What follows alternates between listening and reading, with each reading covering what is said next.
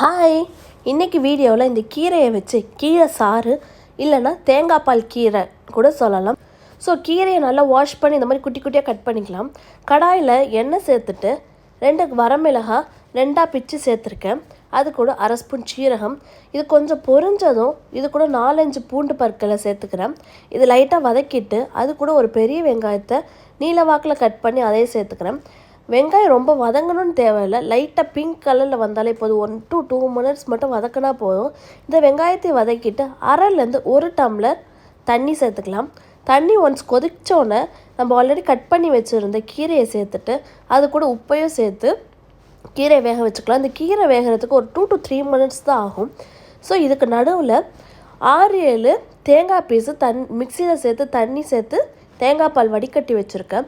இந்த கீரை கொஞ்சம் வெந்ததும் தேங்காய் பாலை ஊற்றி ஒரு 2 நிமிஷம் மட்டும் மிக்ஸ் பண்ணி விட்டால் போதும், கொதிக்கணும்னு தேவையில்லை.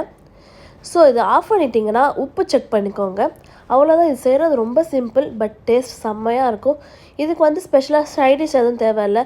எக் ஃப்ரை இல்லைனா உருளைக்கிழங்கு வாழைக்காய் இந்த மாதிரி ஃப்ரை வச்சு சாப்பிட்டோன்னாலே சூப்பராக இருக்கும். இந்த மாதிரி ட்ரை பண்ணி பார்த்துட்டு எப்படி இருந்துச்சுன்னு கமெண்ட் பாக்ஸில் கமெண்ட் பண்ணுங்கள். அண்ட் சப்ஸ்கிரைப் பண்ணாதவங்க சப்ஸ்கிரைப் பண்ணிக்கோங்க. Stay tuned for more videos. Keep supporting. Bye.